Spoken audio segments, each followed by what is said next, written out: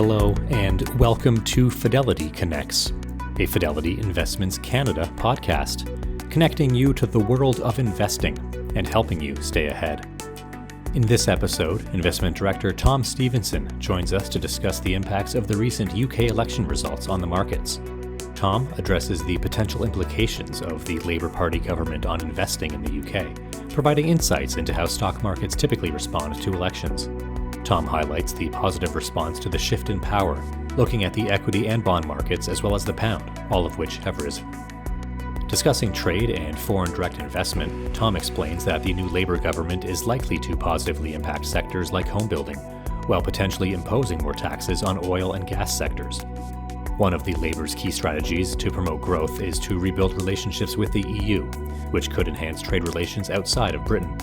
Tom does note how the UK market is heavily influenced by global factors. Tom concludes today that the election results is viewed positively for the domestic economy, making the UK market an attractive option for investors. This podcast was recorded on July 5th, 2024. Tom Stevenson joining us live from London. Hi, Tom. How are you today? Hi, Pamela. Very well, thank you. Thanks for having me on. Yeah, delighted to have you. So glad you could join us. What an interesting 24 hours it's been.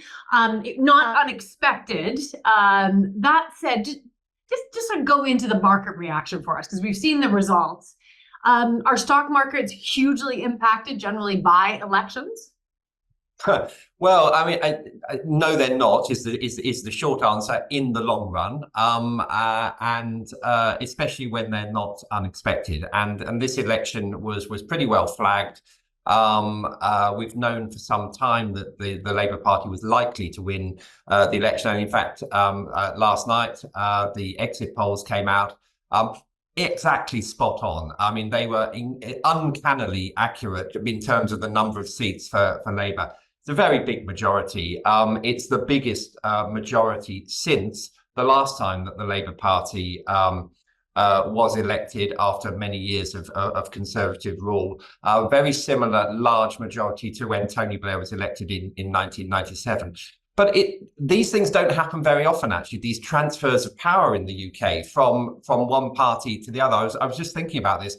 In the last 50 years, it's really only happened 3 times. So in 1979, we had Margaret Thatcher being elected. 1997, Tony Blair was then elected for the Labour Party. And then in 2010, David Cameron elected for the Conservatives again. So we've really only had 3 changes of power in the last 50 years. So this is big, and what do we expect that's either different or there's been lots of discussions of sort of there's an oasis within the UK of sort of calm or stable. Why do we keep hearing that? Yeah, so I mean, do you know what? I never thought I'd say these words, but Britain now feels like a beacon of stability, really, in a pretty unstable world, and I think that has been reflected in the market reaction to the election result. So although it was not unexpected, it was expected, the result and even the scale of the result. But the equity market reaction broadly positive. The fixed income markets, the bond market, pretty positive, and the pound rose modestly on the results this morning. So really, in the 3 main barometers of how the markets are feeling about an event like an election, it was a positive response. And tell us a little bit about the story of growth, the path of interest rates. I mean, I think it's the same path as everyone's experiencing in similar markets around the world. But just take us there to the cuts story, where and when, and then the story of growth and how inflation was just massive in the UK how many months ago, and it's really come down. Yeah, so let's deal with the inflation first of all, because that is an interesting story. I mean, you go back 18, 20 months ago, and Britain was an outlier for all the wrong reasons on the inflation front. So we had inflation running at over 11% at the end of 2022. The most recent figure that we had last month showed that inflation is now back to the 2% Bank of England target. So that's been a remarkable improvement in the inflation story. And I think what that sets us up for is an interest rate cut from the Bank of England, possibly as soon as the next meeting, which is in August. Cut beneath the surface, though, and inflation is, not quite as clear cut as that, because although the headline inflation is running at 2%, it's all being driven by goods inflation. There's been a big fall in energy costs, and food inflation has fallen quite sharply as well. But if you look at the underlying service sector inflation, and in particular wage inflation, they're both running way above target. So wages are still growing at about 6% a year, and service sector inflation at 5.7% a year. So, the Bank of England is not rushing into cutting interest rates, and it's possible that they will not cut as far as maybe investors had priced in and anticipated. But I think the direction of travel for interest rates is certainly downwards from here. So this is the environment, the economic environment that the new party with Sir Keir Starmer dives into. He's appointed a new Chancellor of the Exchequer. We call him Finance Minister. And what do we know about her? Well, the first thing we know about her is that she's the first female Chancellor of the Exchequer that we've ever had. So that's quite a significant moment. Yeah. She's extremely well regarded.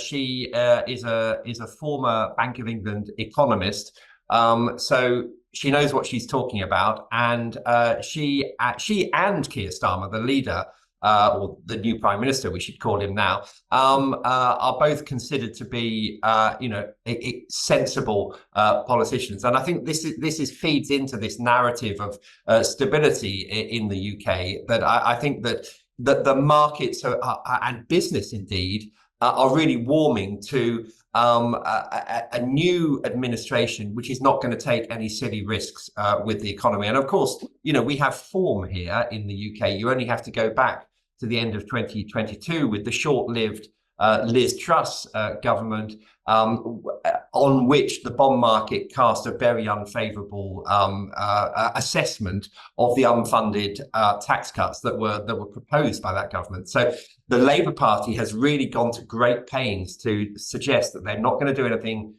silly with the economy, and so far the markets are giving them the benefit of the doubt. So things like trade, it's a trading nation, of course. Let's go into sort of the trade, foreign and direct investment, and where that stands, and where, because it sounds like that's going to potentially raise the stakes for more of that. Let's go into sort of the trade story and relations outside of Britain, and then we'll talk about more of the domestic. Yes, so I mean, really, this is all about growth. I mean, what Labour has made economic growth a priority. The assessment is that we cannot cut ourselves to an improving economic situation. We have to generate growth, and the fact of the matter is that the UK's growth rate since the financial crisis, and even more so since COVID, has been extremely disappointing. And so, the new Labour government has correctly, in my view, identified economic growth as being the target. One of the key ways that they think that they're going to do that is to rebuild relationships with the EU post-Brexit. The Brexit vote was now 8 years ago. It's a long time in the past. We're not going to go back into the EU anytime soon. I mean, I would say, probably, for a generation. But that doesn't mean that, at the margins, the relationship in terms of trading relationships, tariffs, that kind of thing cannot be significantly improved. And it's interesting that, the election of the Labour government has been warmly welcomed by the EU so far.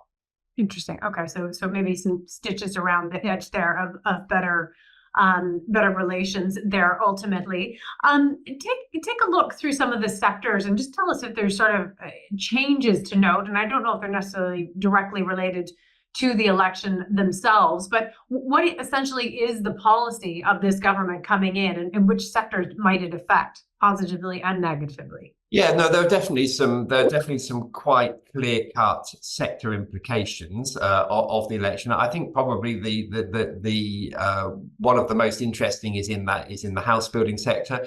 The UK has been building too few houses for many years. Complex planning system. There are reasons why we have not built as many houses as we need to. That is a focus of the Labour Party. And in fact, this morning, when the markets opened, some of the biggest share price rises were among the house builders and the construction companies. And indeed, infrastructure generally is seen as a positive. The focus on renewable energy, the move towards net zero, the Labour Party has been more explicit about that than the Conservatives would have been. So I think construction infrastructure spending generally is a positive.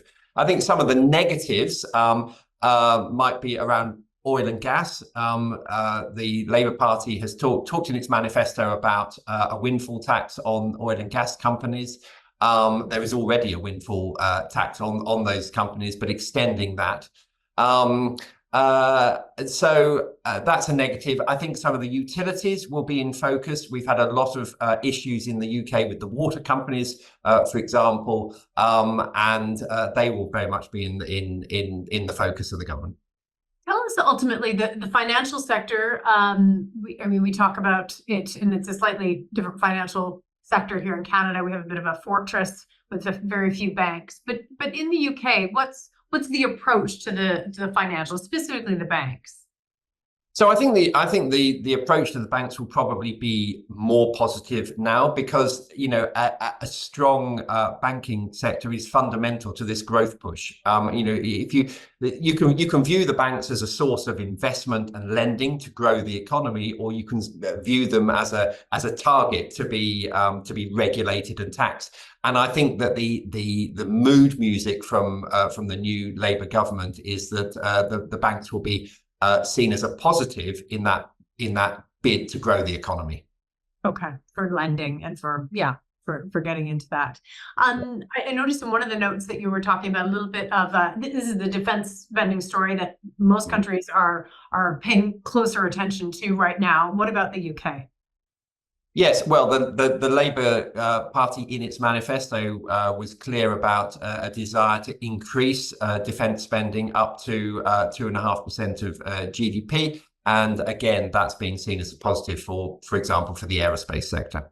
Okay, very interesting how all of this works. And the renewable energy, you mentioned that. Will that be in conjunction with sort of maneuvers with the EU countries as well? I mean, it's often thought of as sort of how the entire European economy is approaching that. And there's some breakage there, actually, because others have prioritized different things of late. But what do you expect on that front in terms of? Well, I think in terms of regulation and licenses to build, for example, onshore wind farms, that has been a contentious issue between the different parties. And so I think, again, the backdrop for renewable wind energy is more positive under this government than would have been with the previous government. Okay, fantastic. Let's go a little bit domestic to sort of the domestic tax story again, which is domestic, but it's also global because so many countries coming out of COVID and the COVID years are finding themselves in a situation where they probably need to tax. What is the story here, and how might it alter with the Labour government? Yeah, so I mean, if I think about the implications of the change of government, on the one hand, you've got the market implications that we've just been discussing, and the sector implications. You've then got the more sort of personal household finance implications. And while I think that there's more certainty on the stock market front, I think that there is less certainty on the personal finances front because whoever had won this election, they will face the similar set of issues, low growth, not enough tax revenues, high spending requirements. As a country, we want European services. We want American levels of taxation, and something has to give there. And the expectation is that taxes are going to have to rise further. They're already at a 70-year high as a proportion of GDP in the UK. So that's a difficult thing to pull off.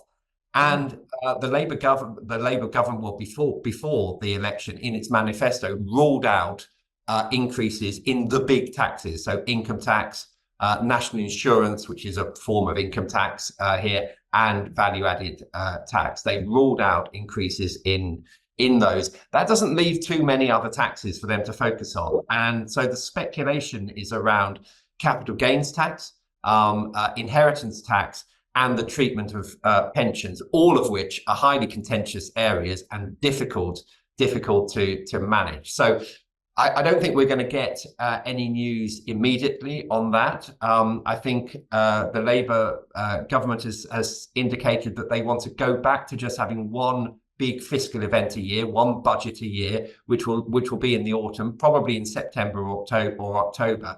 So I think we've got maybe 3 months ahead of us in which to think about our tax planning, because I think we could have changes coming down the track. Fascinating how all of this sort of will come together. When you take a look at the tailwinds for the UK economy, certainly the Bank of England story is in there. You've got it sounds like some optimism about a more stable government. I mean, it's an interesting place, and it seems a lot of investors are looking to right now. Let's talk about the foreign direct investment opportunities. Basically, what may come through the door due to this new change and shift in the tailwinds. Yeah, well, I suppose there are a couple of ways of looking at this. One is just in terms of stock market investment, and what we've seen is we've not seen a big increase in flows into the UK stock market from overseas investors. What we have seen, though, is an increase in M&A activity. That many overseas investors, particularly from the US, but also from Asia, are looking at UK quoted companies and thinking that they represent extremely good value. The UK stock market is valued on a very low multiple of earnings, about 11 times expected earnings. That compares with 21 times in the US. Maybe mid-teens in Japan, maybe 13 or 14 in Europe. So the UK is a particularly cheap stock market. And so I think overseas investors see that as an opportunity. So we're seeing an uptick in M&A. But then the direct investment question is interesting. And I think I think that the government would be keen to encourage direct investment into many different industries. And one of the things which will determine that, I think, is the closeness of our relationship with the EU, because obviously Brexit, was off-putting for overseas direct investment in the UK, because the UK was seen as a gateway into the European market. And while, as I say, we're not going to go back into the EU, I think at the margin the relationship will be closer in the years ahead, and that I think could encourage foreign direct investment. Will the city be bolstered? Well, I mean, there are jobs that have left and that have gone, for instance, to France. Is there a chance that either they come back or there's sort of a retrenchment of some sort? Yeah, I mean, I think, that London has always enjoyed advantages. So I think, the Brexit was definitely a challenge for the City of London. And I think so the more that we can have a closer relationship with the EU, I think that does work in the favour of the city as well as other industries. Okay, fascinating. A couple of questions coming in here. So let's go into this one. So is there any indication of when UK-US bilateral trade agreement is expected to take place? That was, again, kind of shelved at one stage, just other fish to fry. I think I remember Boris Johnson saying that's where it sort of ended. What do you think on that? Well, I mean, that raises another fascinating question for the second half of this year, of course, which is what's going to happen in the US. And then clearly, now the UK election is out of the way, at the weekend coming, the French election will be out of the way. That's another interesting political story at the moment. But once that is out of the way, then really the second half political focus will be very much on the US. And I think trade relationships between the UK and the US will be a consequence of what happens there. And, at the moment, we just don't know. Yeah. Okay. We just have to. And is it party related? Is there any reason? I don't know. Just give us a little bit more on that, because of course we don't know, but at the same time, there is a deglobalization story, but there's also firming up of certain allies and trading partnerships and that kind of thing, and sort of new ones being formed. I don't know. Just speak a bit more to that, even though we don't know. So what's at stake?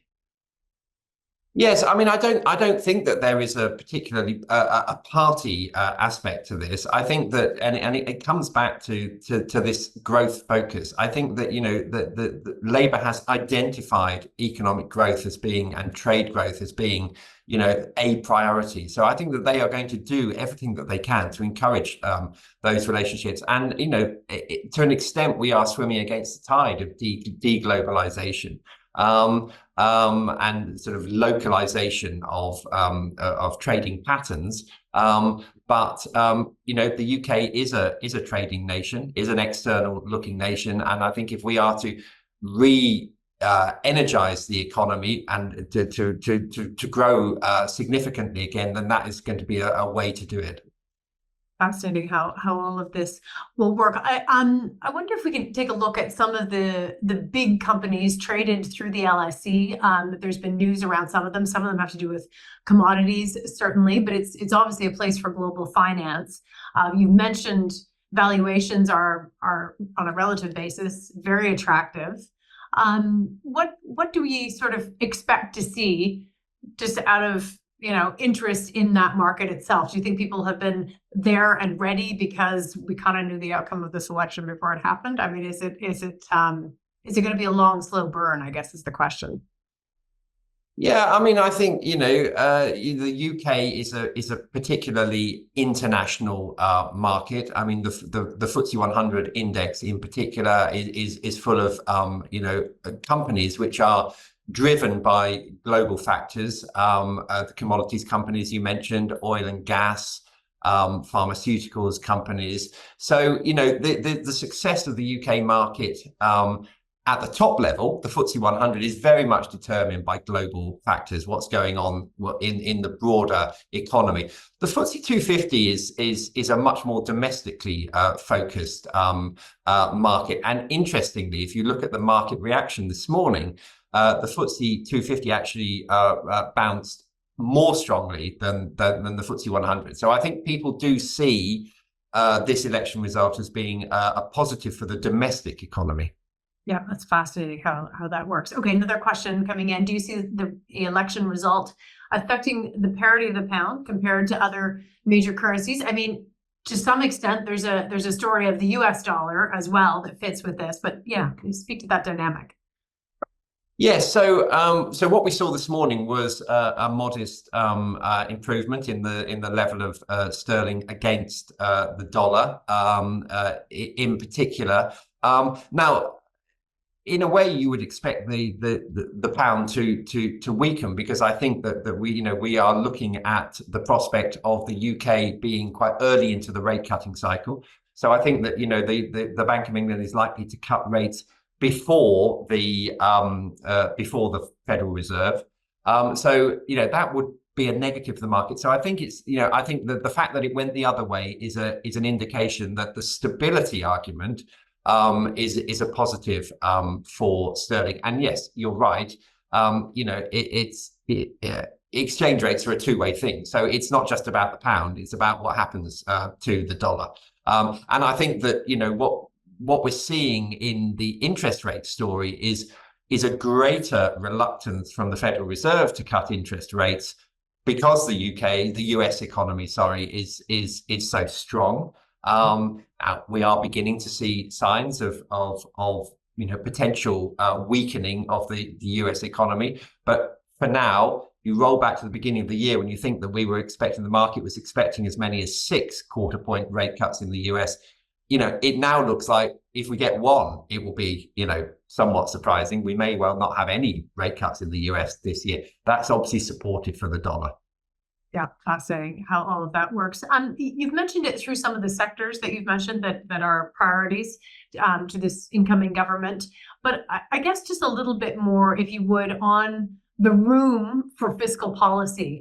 This goes back to the story of when Liz Truss came in and had sort of unfunded policies, and that was obviously a major problem. Is there room at this stage to have some serious new policies, or do they have to walk that road very carefully?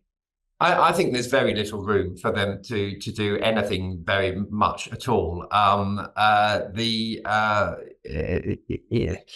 The spending requirements are significant, and the government has ring-fenced a number of areas of spending which are sacrosanct. So, the health service, for example, and education, those are big areas of spend. They need to keep spending in those areas. That means that other areas really face ongoing austerity, and we've had many years of this. So I think that the public services in Britain are in a poor state after many years of inadequate spending. At the same time, our level of taxation, as a percentage of GDP, is running at a multi-decade high. So that doesn't leave much room for manoeuvre for a government. I mean, it's a difficult inheritance. It really is, and any new government comes in and they have, that they will never have this level of sort of public support again. This is high water mark. Day one is as good as it gets, and it is going to be a significant challenge. Yeah, the clock starts ticking on the 100 days right away. Absolutely. So sort of have the smiles for now. Give us a little sense of the debt that's being serviced within the UK. What is it any different to? I mean, they often say the US is the best of the lot in some ways, in terms of being able to fund it for a period of time. But there are a lot of people worried about it. What's the situation in the UK? Yeah, so I mean, I think that debt is running at close to 100% of GDP. It's a high level of debt. First of all, the financial crisis, then COVID. We have spent a lot of money. We have high debt.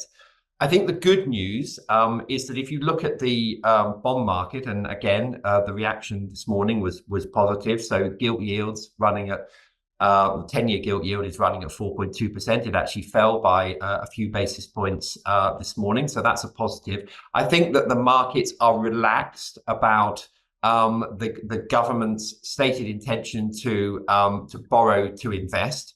And I think that I think that the new government will be given the benefit of the doubt to do that for now. The bond markets hold governments to account, and in due course they will no doubt do that. But for now, I think the bond market is feeling fairly relaxed.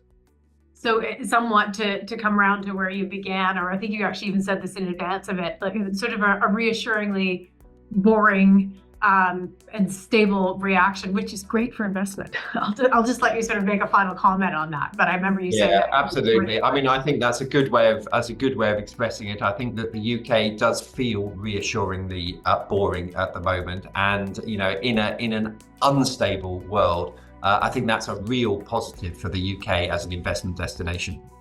Aren't we lucky to have you giving us these details all about it, and to fill us in on all the blanks for the investment story. Tom Stevenson, have a great weekend. Thank you very much.